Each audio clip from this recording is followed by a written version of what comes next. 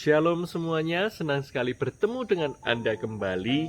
Hari ini saya ingin menyampaikan kisah tentang The Mighty Simpson. Ya, Simpson yang perkasa.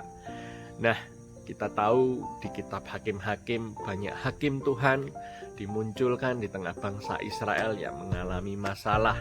Seruan hati mereka terdengar hingga telinga Tuhan, sehingga Tuhan membangkitkan banyak orang. Salah satunya adalah Simpson. Nah, Simpson ini memiliki ayah yang bernama Manoah dan istrinya saat itu mandul. Tetapi karena kasih karunia Tuhan, Manoah dan istrinya mengalami penglihatan. Dia berjumpa dengan malaikat, dan malaikat itu meminta mereka untuk menguduskan diri, untuk tidak membiarkan diri mereka mengkonsumsi sesuatu yang memabukkan. Sehingga dikatakan bahwa anak ini akan dikhususkan. Anak ini adalah Nasir Allah. Ya, Nasir Allah. Nasir dan Nazar itu berbeda. Kalau Nazar itu adalah sesuatu yang akan kita lakukan bila sesuatu terjadi itu tergenapi. Sedang Nasir adalah orang yang dikhususkan Tuhan. Ia adalah mahkota Allah. Ia tidak minum sesuatu yang memabukkan sehingga ia tidak kerasukan roh-roh yang lain. Ya, ia adalah orang yang dikhususkan untuk kemuliaan nama Tuhan. Nah, dalam 20 tahun masa kepemimpinan Simpson di bangsa Israel, roh Tuhan ada pada Simpson, sehingga bahkan dia dikatakan dapat mencabik mulut singa seperti merobek kambing. Wow, luar biasa. Bahkan dikatakan di cerita-cerita berikutnya bagaimana Simpson dengan sengaja, dengan maksud yang daripada Tuhan untuk menikahi orang Filistin. Lalu setelahnya kedapatan orang Filistin tersebut berbuat curang sehingga ia marah. Memang sengaja dia marah. Dia ikat obor pada 300 anjing yang berlari-lari sehingga membakar begitu banyak ladang gandum milik orang-orang Filistin, sehingga orang Filistin marah. Nah, ini kepancing ya. Terus habis marah mereka meminta orang Yehuda, bangsa Yehuda, untuk menyerahkan Simpson ke dalam tangan mereka, dan diserahkanlah Simpson ke dalam tangan orang-orang Filistin. Tetapi sekali lagi berkuasalah roh Tuhan atas Simpson. Wow, sehingga dia memukul kalah 1.000 orang dengan rahang keledai. Bukankah itu luar biasa? Itu kuasa Tuhan melalui Simpson. Namun dengan segala kehebatannya, Simpson terbuai dengan Delila, kecantikan Delila. Delila sendiri memiliki arti kata dalal, yang artinya mengurangi usaha, melambatkan langkah, mengendurkan, bahkan membuat lemah. Secara rohani, Simpson sedang dicobai, mengalami pencobaan untuk mengendurkan langkahnya, untuk melambatkan langkahnya. Ada banyak distraction yang ditimbulkan oleh Delila atau dalal ini, sehingga dia lupa bahwa dia adalah seorang Nasir Tuhan, orang yang dikhususkan Tuhan. Nah, ada dua hal yang bisa diakibatkan oleh dalal.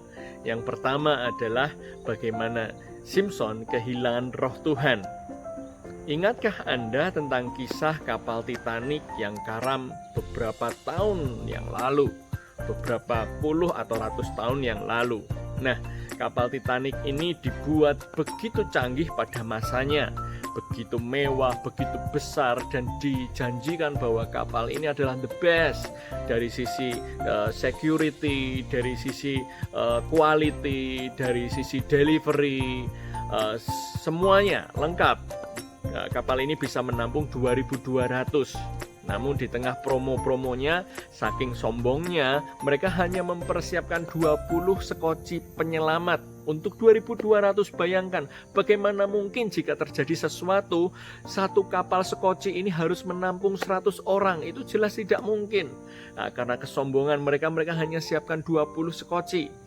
Hingga akhirnya kapal Titanic menabrak batu karang es yang besar sehingga kapalnya karam. Korban dari kapal Titanic tersebut mencapai lebih dari 700 orang. Sama seperti Titanic, Simpson juga sedikit kepedean. Dia dipancing dan akhirnya menceritakan bagaimana dia bisa menjadi orang yang lemah dengan dipotong rambutnya. Dia ceritakan itu. Mungkin secara tidak sadar, secara daging, dia merasa dia adalah orang yang tidak akan dikalahkan meskipun setiap kelemahannya bisa diketahui orang. Karena dia merasa toh itu juga cuma masalah rambut. Simpson merasa berbagai setiap pertempurannya melawan orang Filistin dia selalu menang. Dia gagah selama 20 tahun. Dia gagah, hebat, mengalahkan banyak hal. Sehingga dia merasa dia mampu meskipun kelemahannya diceritakan. Itu toh juga cuma masalah rambut. Namun sejatinya akhirnya roh Tuhan pergi daripada Simpson. Kenapa? Bukan karena saat rambutnya dipotong, tetapi saat Simpson jatuh di dosa kesombongan. Dia melupakan nasir Tuhan, dia menyempelekan nasir Tuhan, kehendak Tuhan, mahkota Tuhan yang ditentukan atas hidupnya. Dia menjadi sombong. Jangan sampai dalal ini atau apapun yang mengalihkan perhatian Anda, membuat Anda melupakan janji-janji Tuhan atau visi Tuhan yang semula. Kemuliaan apapun yang sudah kau dapatkan di tengah-tengah dunia ini, jangan lupakan bahwa Tuhan punya misi khusus untuk Anda menjadi garam dan terang dunia. Pergi dan jadikan semua bangsa murid dan baptislah mereka di dalam nama Tuhan Yesus. Nah, ini adalah sesuatu yang mengingatkan kita. Amin.